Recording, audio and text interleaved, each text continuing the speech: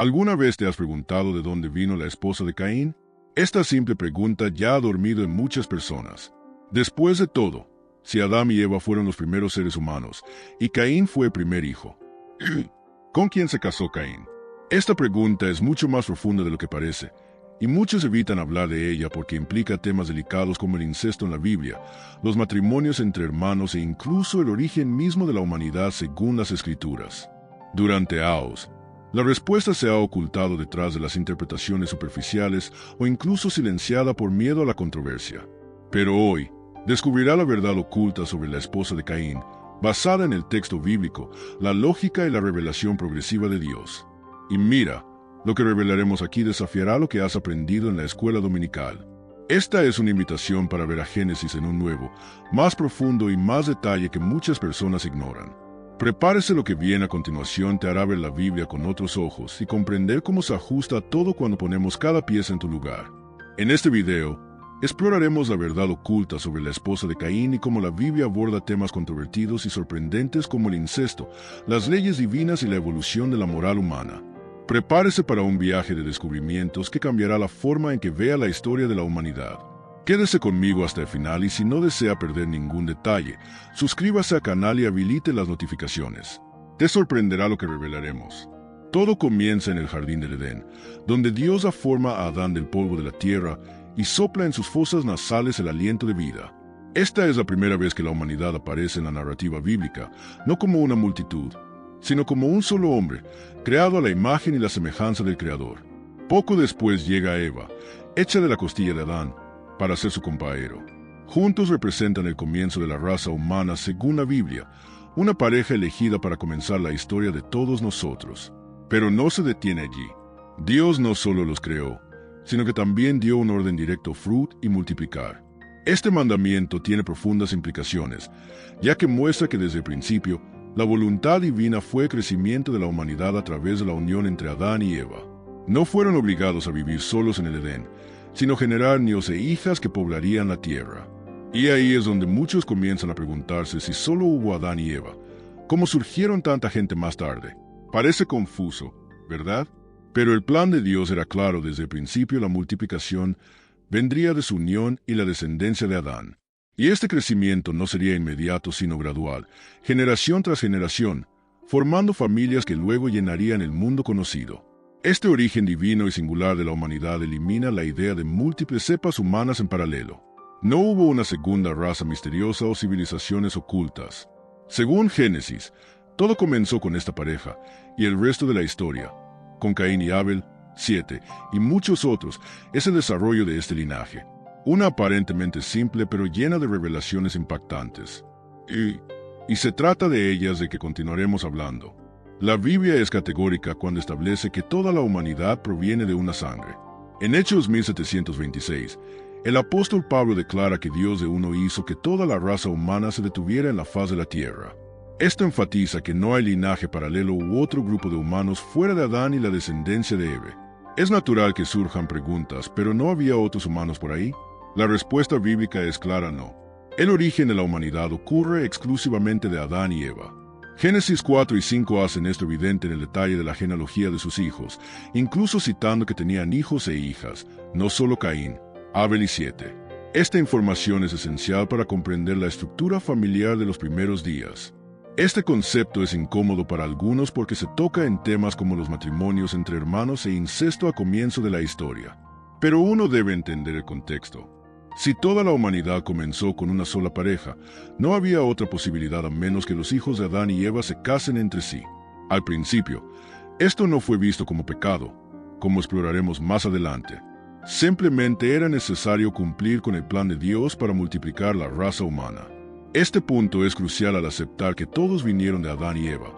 También entendemos por qué ciertos eventos, como el matrimonio de Caín, tienen sentido dentro de la narrativa bíblica. Lo que parece extraño hoy fue parte de una realidad totalmente diferente al principio. Y hablando de Caín, es hora de sumergirse en una de las mayores curiosidades bíblicas de todos los tiempos. ¿Quién era la esposa de Caín? Esta es una de las preguntas más comunes y controvertidas que surgen al leer Génesis. ¿Con quién se casó Caín?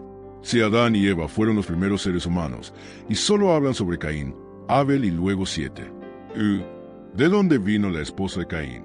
La respuesta es precisamente en los versos que muchos ignoran. Génesis 5:4 dice que Adán tuvo hijos e hijas. Es decir, la esposa de Caín era su hermana o al menos una sobrina, un pariente muy cercano.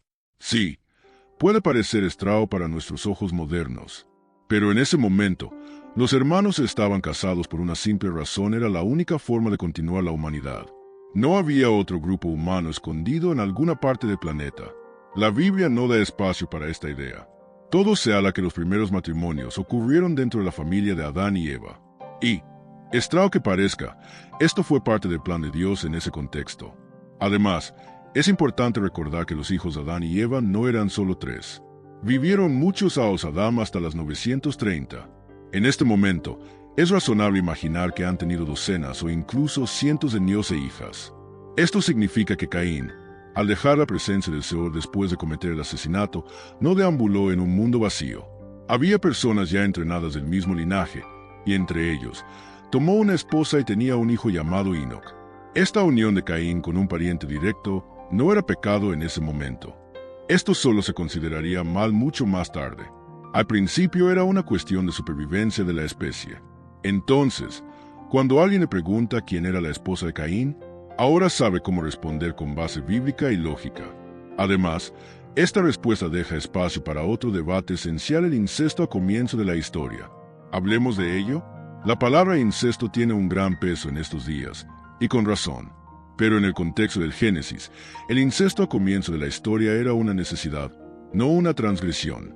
Cuando nacieron los primeros hijos de Adán y Eva, no había una opción sindical que los hermanos o parientes muy cercanos.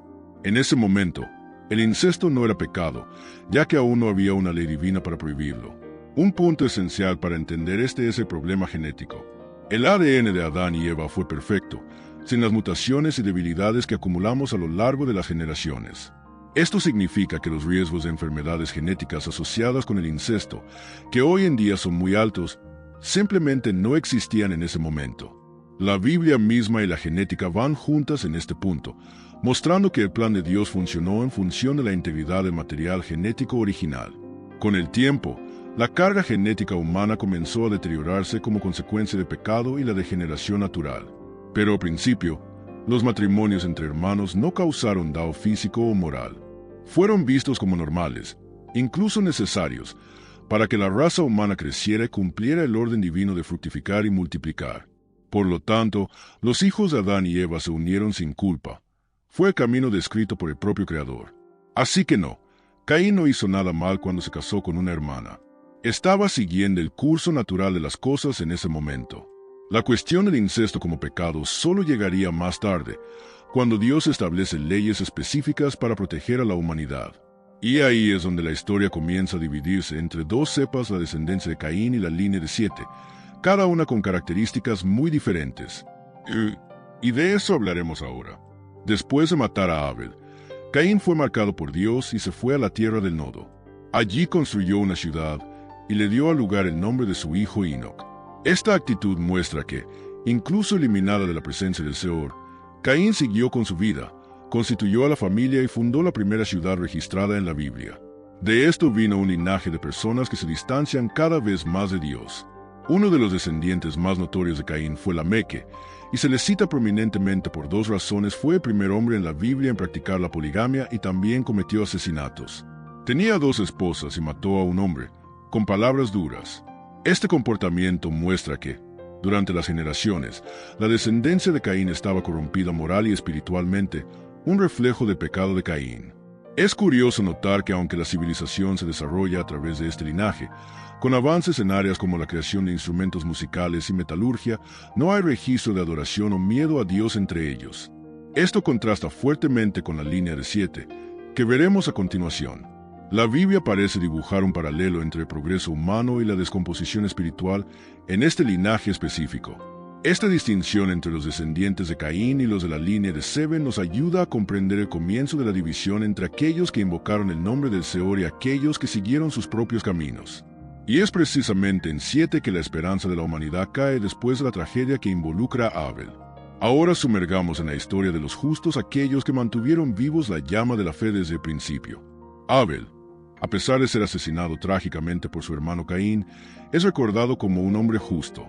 Fue el primer mártir de la historia, ofreciéndole a Dios un sacrificio agradable.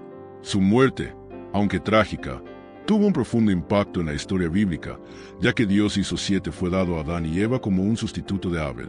Con esto, Dios no dejó la tierra sin un linaje de justo para seguir su voluntad. 7, a diferencia de Caín, buscó vivir de acuerdo con los principios divinos. Tenía hijos que, a su vez, enseñaban a la próxima generación a adorar a Dios. La línea de 7 se convirtió en el linaje de la esperanza, a través del cual la humanidad continuaría teniendo un testigo de fe en medio del creciente pecado que se hizo cargo de la tierra. Este linaje también estuvo marcado por la práctica de adoración a Dios, y sus generaciones se mencionan con más frecuencia que las de Caín. De 7 llegaron Noé, el hombre elegido por Dios para salvar a la humanidad de la inundación. Noé mismo, siendo un descendiente de 7, fue un ejemplo de fe y obediencia en un mundo corrupto. Por lo tanto, toda la humanidad postdialvia, excepto los descendientes de Caín, provino de este linaje. Este detalle bíblico es fundamental para comprender cómo Dios, incluso en medio del caos y la corrupción, mantuvo un remanente fiel a la línea de los justos, que serviría como base para la renovación de la tierra. Por lo tanto, Abel y Sebe no eran solo figuras del pasado, sino símbolos de un patrón que Dios estableció para que, a través de un linaje fiel, preservaría su plan de salvación a la humanidad. Esto nos trae un reflejo importante: Dios siempre tiene un remanente, incluso en los momentos de mayor apostasía. La pregunta es: ¿eres parte de este remanente? Durante el paso de las generaciones, la humanidad se alejó de la perfección original y, en consecuencia, el pecado se hizo más evidente. El incesto, que ya no se vio al principio, se convirtió en una práctica ya no aceptable ya que el mundo está dado. El deterioro de la genética humana y el aumento de pecado hicieron que Dios estableciera leyes claras más tarde de lo que debería evitarse. Estas leyes, registradas en Levítico 18, incluyen la prohibición del incesto. ¿Qué ha cambiado de Adán y Eva a la época de Moisés? La principal diferencia fue la degeneración genética y moral. A medida que la humanidad se alejó de Dios, las consecuencias de pecado se intensificaron, incluidos los efectos genéticos que hicieron peligroso el incesto. Cuando Dios prohibió el incesto en Levítico 18, la motivación no solo era moral, sino también para proteger a las personas de la enfermedad y las complicaciones genéticas que ya estaban comenzando a surgir debido a la exposición continua al pecado. Antes de esta revelación, como hemos visto, el incesto no era pecado porque el estado perfecto del ADN y Eva de Adán no causó problemas. Pero a medida que la humanidad se propagó y la descendencia se multiplicó, Dios introdujo estas leyes para proteger la integridad física y espiritual de su pueblo. Por lo tanto, la prohibición no era solo una cuestión de moralidad, sino también de protección divina para la salud de la población humana. Lo importante aquí es comprender que, como Dios reveló más de su voluntad, las reglas y las leyes divinas adaptadas a la nueva realidad del mundo. Dios no impuso estas leyes de inmediato, pero lo hizo cuando la humanidad ya estaba en una etapa en la que la degeneración moral y física hacía peligrosa estas prácticas. En otras palabras, la revelación progresiva de Dios tiene como objetivo cuidar a la humanidad a medida que evoluciona en su viaje de fe y moralidad. Cuando observamos la historia de las bodas en la Biblia, vemos que en las primeras generaciones la unión entre parientes cercanos no solo era común, sino necesario. Abraham se casó con su hermana Sara, Isaac se casó con su primo Rebeca y Jacob tenía esposas que eran sus primos. Los matrimonios de estos familiares no solo estaban permitidos, sino que eran esenciales para mantener la continuidad del linaje y la pureza de las familias fundadoras de Israel. En este contexto, los matrimonios entre parientes en la Biblia estaban alineados con los planes de Dios de formar una nación separada y santa. Lo que llama la atención aquí es que, antes de la ley de Moisés, la práctica de casarse con parientes cercanos no se consideró incorrecto. Como hemos visto en el caso de Adán y Eva, la necesidad de perpetuar a la humanidad y mantener los linajes era un problema primordial, y la unión entre hermanos y parientes cercanos era una forma de cumplir esta tarea. No hubo prohibiciones que más tarde aparecieran en las Escrituras, cuando Dios comenzó a revelar reglas más claras para la vida de su pueblo. Sin embargo, después de la ley de Moisés, se prohibieron los matrimonios entre parientes cercanos.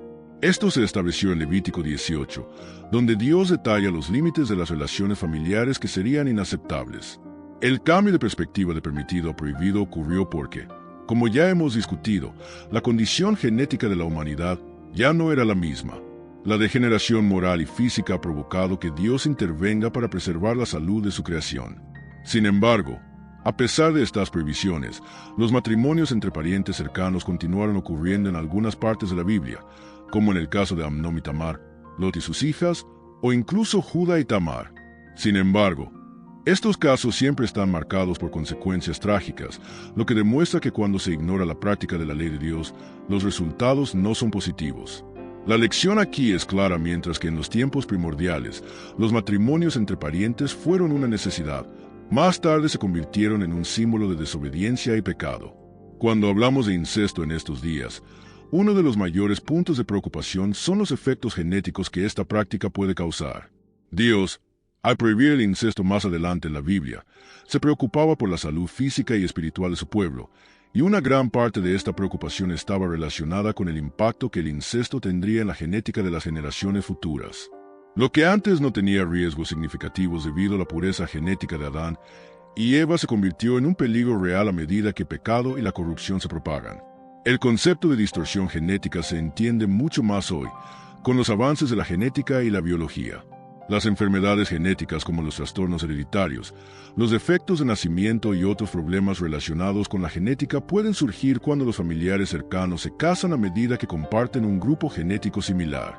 Con el tiempo, estas mutaciones acumulan, lo que hace que la salud de la población sea más frágil. Esta es una de las razones por las cuales el incesto, ese pecado en las leyes de Dios, quería proteger la integridad física de la humanidad.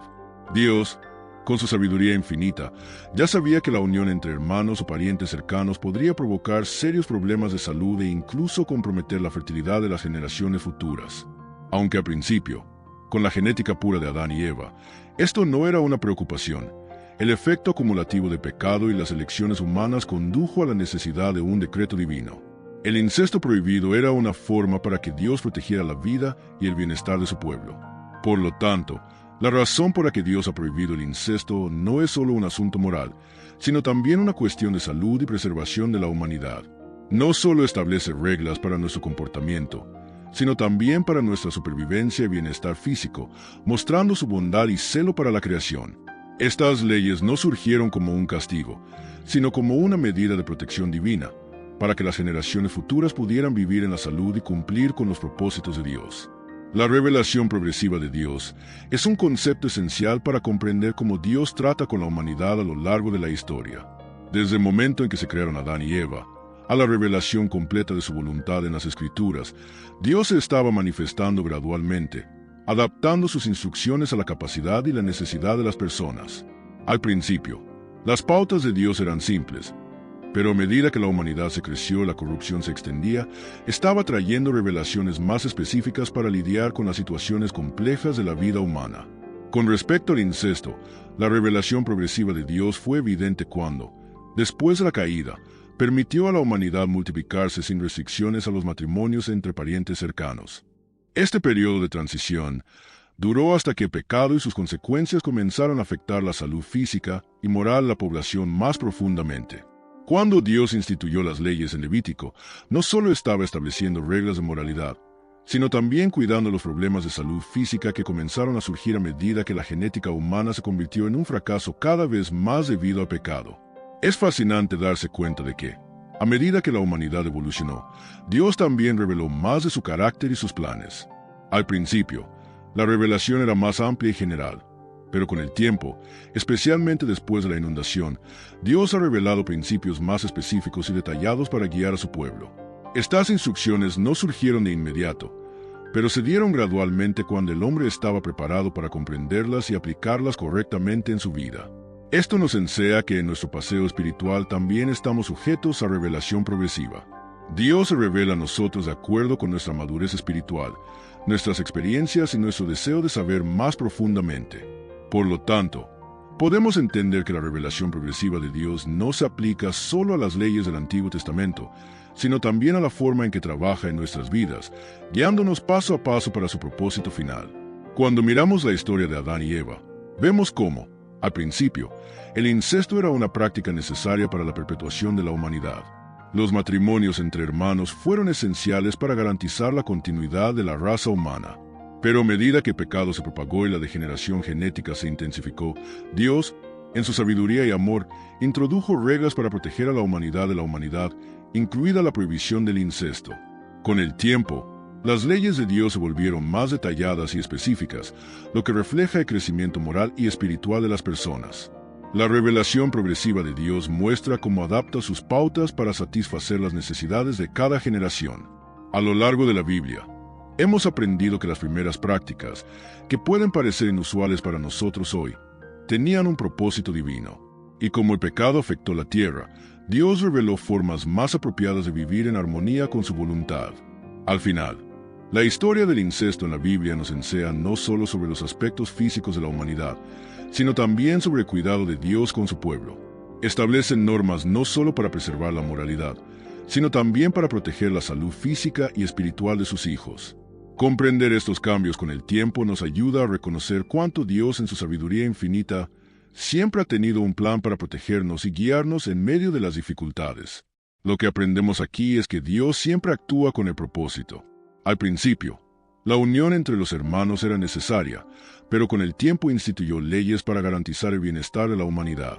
Y la gran lección es que, incluso en nuestras propias vidas, continúa guiándonos y revelando su voluntad progresivamente, a medida que crecemos en la fe y la comprensión. Entonces, reflexionemos, ¿somos conscientes de los cambios que Dios nos está revelando en nuestra caminata diaria? Ahora que comprende el propósito divino detrás de estos cambios, pregunto, ¿conoce las revelaciones progresivas de Dios en su vida? Siga su guía para preservar lo que es bueno y justo. Si este contenido ha despertado su curiosidad y desea más información como esta, asegúrese de suscribirse al canal y activar notificaciones para continuar explorando la Biblia de una manera que transforme su comprensión de las Escrituras.